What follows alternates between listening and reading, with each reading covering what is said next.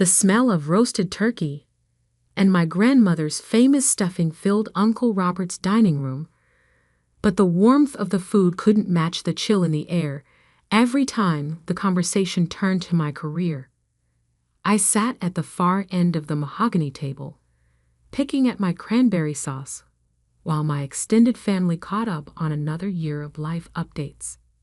Uncle Robert's house in Westchester was the traditional gathering place for our family's Thanksgiving celebration. As the successful owner of Morrison and Associates marketing agency, he took pride in hosting elaborate dinners that showcased his achievements. The dining room walls were lined with awards from advertising campaigns, photos with celebrities, and framed articles from marketing trade publications. "So, Sophia," my cousin Jennifer said, cutting into her turkey with surgical precision, "still working on those computer things?" I nodded, keeping my response simple. "Still doing AI development." "That's nice, dear," Aunt Margaret chimed in, "though I still don't quite understand what that means." Uncle Robert, seated at the head of the table like a king surveying his domain, took a long sip of wine before weighing in. "It means she's playing video games and calling it work." The comment stung, but I'd learned to expect it. For the past 3 years, every family gathering had included some version of Uncle Robert's lecture about my unrealistic career choices. "Robert," my mother said quietly, "Sophia's doing very well with her consulting business." "Consulting?" He let out a harsh laugh. "She works from her apartment, Margaret. She doesn't have employees, an office, or any of the things that make a business legitimate. It's a hobby that pays a few $100s here and there." My 15-year-old cousin, Danny, looked up from his phone with genuine curiosity. "What exactly do you do, Sophia? Like, in simple terms?" "I design artificial intelligence systems for companies," I explained. "I help them automate processes, analyze data, and make their operations more efficient." "See," Uncle Robert gestured with his fork. "Buzzwords: artificial intelligence, automation. It's all tech nonsense designed to sound important. Real businesses solve real problems for real people. Like advertising?" I asked mildly. "Exactly like advertising," he said, his voice rising slightly. "Morrison and Associates has 43 employees. We work with Fortune 500 companies. We create campaigns that generate millions in revenue for our clients. That's measurable impact." Jennifer nodded approvingly. "Dad's agency just landed Pinnacle Financial as a client. It's their biggest account ever. $3.2 million annual contract," Uncle Robert added proudly. Real money for real work. I continued eating in silence, wondering how long I could endure another round of the same conversation we'd had every holiday for years. "Sophia," Uncle Robert continued, warming to his favorite topic, "you're 28 years old. You have a computer science degree from a good school. You could be making 6 figures at Google or Microsoft instead of pretending your hobby is a business." "Maybe she likes being independent," Danny suggested. "Independence doesn't pay for health insurance," Uncle Robert shot back. "Independence doesn't build retirement savings. Independence doesn't get you a mortgage for a decent house." "I'm doing fine financially," I said quietly. "Fine isn't good enough," he declared. "You have potential, Sophia. Stop pretending your hobby is a business. Get a real job already. Join the corporate world like a responsible adult." That's when the doorbell rang. Uncle Robert frowned, checking his watch. "We're not expecting anyone else. The caterers finished hours ago." Aunt Margaret stood up. "I'll get." We could hear muffled voices from the foyer, then footsteps approaching the dining room. Aunt Margaret reappeared, followed by a tall man in an expensive suit who looked vaguely familiar. "Robert," Aunt Margaret said uncertainly, "this gentleman says he's looking for you. Something about an urgent project matter?" The man stepped into the dining room, and I immediately recognized him from the business magazines I read. James Wellington, CEO of Pinnacle Financial. Uncle Robert's face lit up with a kind of smile reserved for very important clients. "Mr. Wellington, what a surprise. I wasn't expecting," Uncle Robert began, but James's attention had already shifted to me. "Safia, there's my favorite AI architect," James exclaimed, his face breaking into a genuine grin. "I was hoping I'd run into you at some point this weekend." Uncle's fork dropped onto his plate with a loud clatter. "James," I replied warmly, standing to shake his hand. "Good to see you. How's the deployment going?" "Better than we ever imagined," he said enthusiastically. "The predictive analytics system you designed has increased our portfolio performance by 23% in just 6 months. The board is calling it the most successful technology implementation in company history." The silence in the dining room was deafening. Every family member was staring at us with varying degrees of confusion and shock. "I'm sorry," Uncle Robert managed to stammer. "You two know each other?" James looked surprised by the question. "Know each other?" "Robert, Safia Chen is the architect behind our entire AI transformation. She's the reason Pinnacle Financial was able to modernize our trading algorithms and risk assessment protocols."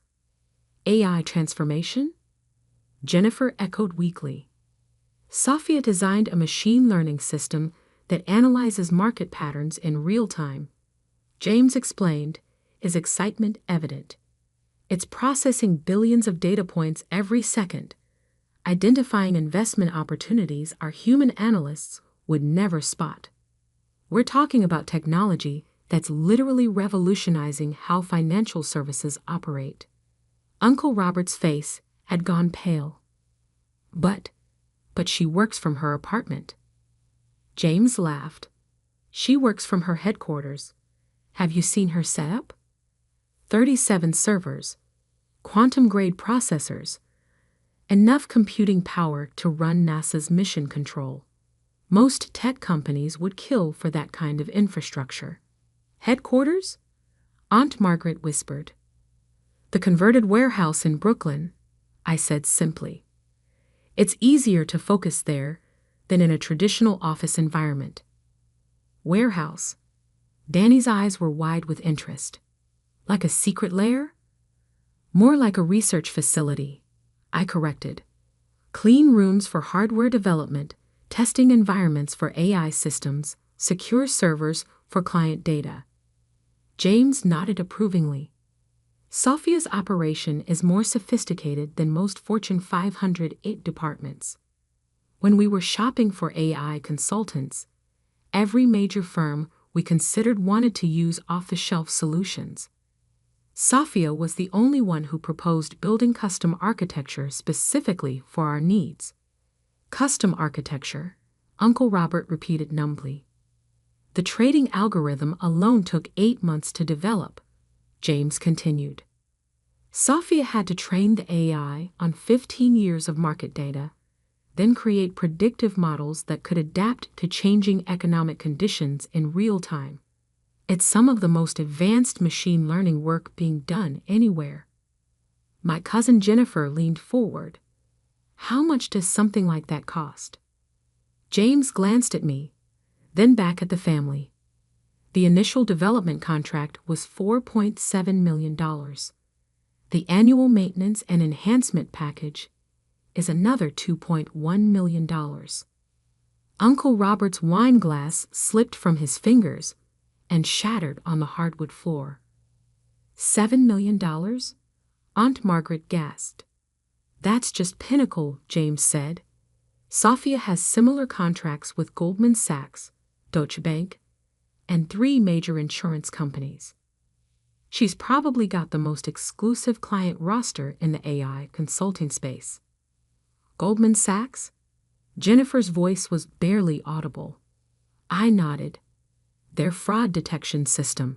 It's reduced false positives by 89%, while catching 34% more actual fraudulent transactions. The insurance companies? Uncle Robert croaked. Claims processing automation, I explained. What used to take weeks of human review now happens in minutes, with higher accuracy rates than traditional methods. James pulled out his phone and showed the screen to Uncle Robert. This is Sophia's company valuation, according to last month's Forbes article. Apex AI Solutions is worth approximately $47 million, with projected revenues of $23 million this year. The silence that followed was so complete, I could hear the grandfather clock ticking in the hallway. 23 million, Danny whispered. In 1 year? Revenue, not profit, I clarified. But yes, it's been a good year. James chuckled. Sophia's being modest. Her profit margins are over 60% because she's built such efficient systems. Most consulting firms dream of margins like that. 60%, Uncle Robert repeated mechanically.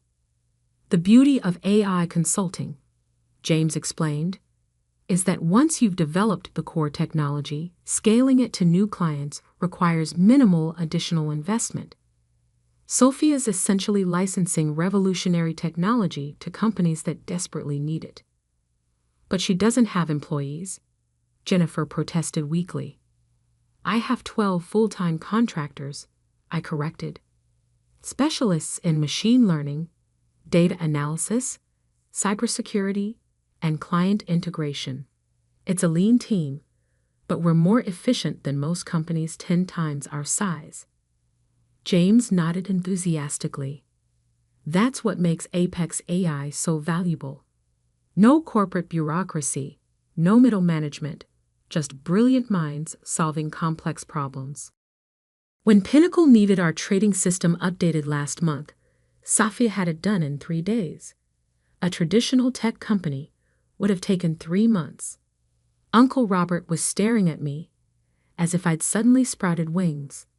But you live so simply. You drive that old Honda. You dress like a graduate student. Because I care about the work, not the lifestyle, I replied. Expensive cars and designer clothes don't make AI algorithms run faster. The old Honda, James laughed. Sophia, didn't you just buy that custom electric vehicle? The one with the experimental autonomous driving system. It's a prototype, I admitted. I'm testing self-driving algorithms for a potential automotive client. A prototype car, Danny said in awe. Like a one-of-a-kind. There are only 3 in existence, James confirmed. Sophia's essentially driving a $2 million research vehicle. $2 million? Aunt Margaret fainted back into her chair. James's phone buzzed, and he glanced at it apologetically. I'm sorry to interrupt your family dinner, but I actually came here on business, Robert. We need to discuss the Morrison & Associates contract. Uncle Robert perked up slightly, probably grateful for familiar territory. Of course. Is there an issue with the campaign development? Not exactly an issue, James said carefully. It's more of a strategic pivot. Pinnacle's board has decided to shift our marketing approach based on insights from Sophia's AI analysis. AI analysis?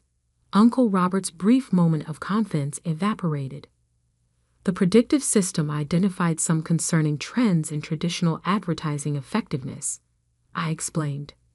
Consumer behavior patterns suggest that Pinnacle's target demographic is becoming increasingly resistant to conventional marketing approaches. James nodded grimly. The data shows that our current advertising strategy will lose effectiveness by approximately 40% over the next 18 months. We need to completely reimagine how we reach potential clients. What does that mean for our contract? Uncle Robert asked, though his expression suggested he already knew. We're going to need AI-driven personalized marketing, James said. Dynamic content generation, predictive customer targeting, automated campaign optimization. It's beyond the scope of traditional advertising agencies. Uncle Robert's face crumpled. You're canceling our contract. Not canceling, James said diplomatically. Redirecting. We'd like Morrison and Associates to partner with Apex AI on the new approach. Traditional creative services combined with cutting-edge technology. Partner with Sophia? Jennifer asked incredulously. She'd be the lead consultant on marketing AI development, James confirmed. Morrison and Associates would handle creative execution under Sophia's technical guidance. The irony was so thick you could cut it with a knife. Uncle Robert, who had spent years dismissing my hobby business, was now being offered the chance to work under my supervision. The partnership contract would be worth $6.8 million annually, James continued.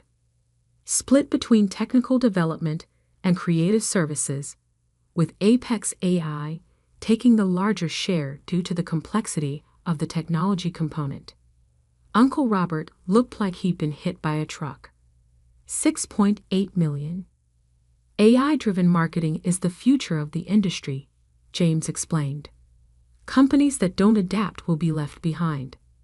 Sophia's technology gives us a 5-year competitive advantage over firms still using traditional methods. 5 years, Uncle Robert whispered. At minimum, I added. AI systems improve continuously. The longer we work with a client, the better the algorithms become at predicting and influencing consumer behavior. James checked his watch. I should let you get back to your family dinner. Sophia, can we schedule a meeting next week to discuss the Pinnacle expansion? We're looking at implementing similar systems for our European operations. Of course, Tuesday afternoon works for me. Excellent. He shook my hand again, then turned to Uncle Robert. Robert, have your team call my office Monday morning to discuss the partnership structure. This could be very good for Morrison and Associates if you're willing to embrace the technology. After James left, the dining room remained silent for several minutes. Uncle Robert sat staring at his broken wine glass, while the rest of the family processed what they'd just witnessed. Sophia, Aunt Margaret finally said, why didn't you ever tell us about all of this? Because every time I tried to explain my work, Uncle Robert told me it wasn't a real business. I replied honestly. It seemed easier to let you think what you wanted to think. But $47 million, Jennifer said. That's more than most public companies. It's not about the money, I explained. It's about solving problems that matter. AI has the potential to make financial markets more efficient, reduce fraud, automate tedious tasks, and free up humans to focus on creative and strategic work. Danny had been furiously typing on his phone. Sophia, you're famous, like actually famous. There are articles about you in Wired, NIT Technology Review, Harvard Business Review. Tech publications tend to cover AI developments, I said with a shrug. This one calls you the most influential AI architect under 30, he continued reading.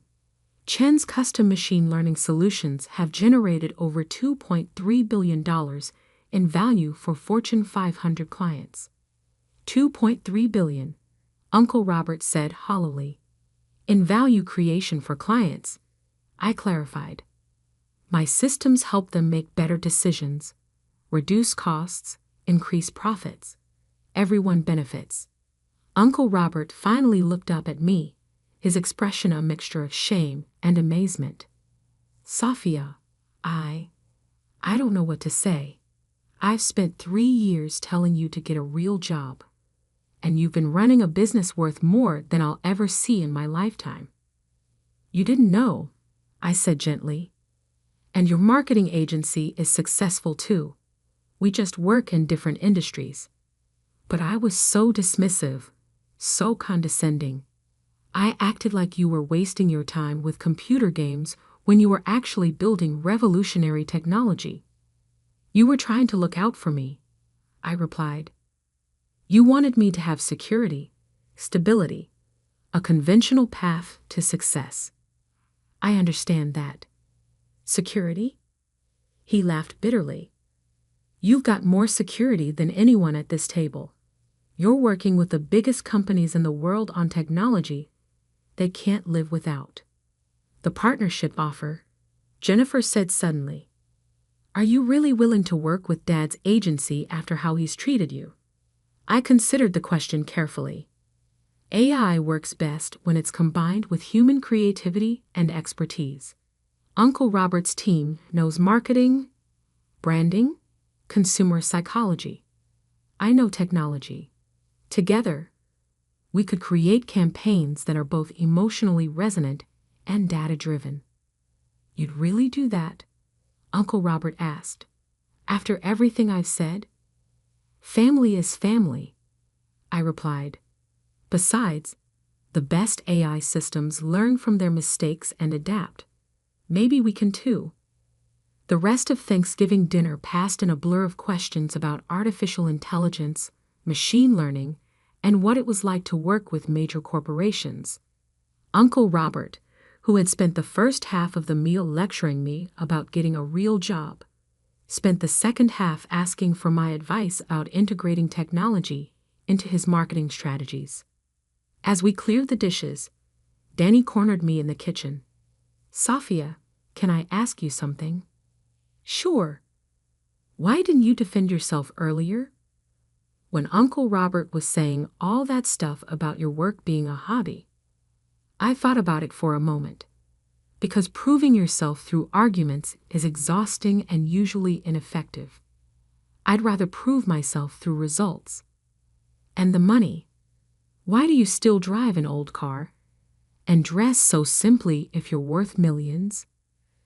Because I've learned that the most important things in life, intellectual curiosity, meaningful work, strong relationships, can't be bought. The money is just a byproduct of doing something I love and doing it well. Do you think I could learn AI development? I smiled at his enthusiasm. If you're willing to study mathematics, computer science, and statistics, absolutely. The field needs young people who aren't afraid to ask impossible questions. Like what? Like how can we teach machines to recognize patterns humans can't see? How can we automate tasks that require creativity and intuition? How can we use artificial intelligence to solve problems we haven't even identified yet? Danny's eyes lit up with the same curiosity that had driven me into AI research years earlier. That sounds amazing. It is amazing. And in 10 years, when you're designing AI systems that make today's technology look primitive, maybe you can come to Thanksgiving dinner and blow everyone's minds the way James did today.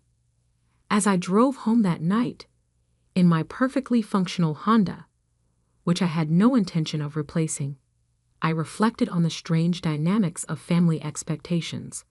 Uncle Robert had spent years measuring my success by his own standards, unable to see that I was building something unprecedented in a field he didn't understand.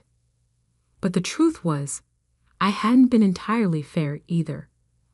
I'd let him believe his assumptions rather than taking the time to explain why my work mattered, why artificial intelligence was revolutionary, why solving complex technical problems could be just as valuable as traditional business success. The partnership with Morrison and Associates would be interesting. Uncle Robert's team brought decades of marketing expertise, while my AI systems could analyze consumer behavior patterns in ways that would transform how they'd approach campaigns. Together, we might create something neither of us could achieve alone. My phone buzzed with a text from Danny. Started looking at MIT's computer science program. Thanks for the inspiration. I smiled, thinking about the 15-year-old who'd spent dinner learning about machine learning algorithms and asking thoughtful questions about the future of technology. Maybe the most important thing that happened at Thanksgiving wasn't Uncle Robert's realization about my business success. Maybe it was planting seeds of curiosity in the next generation of innovators. After all, the best AI systems are designed to learn, adapt, and pass their knowledge on to even more sophisticated successors, just like families when they're working properly.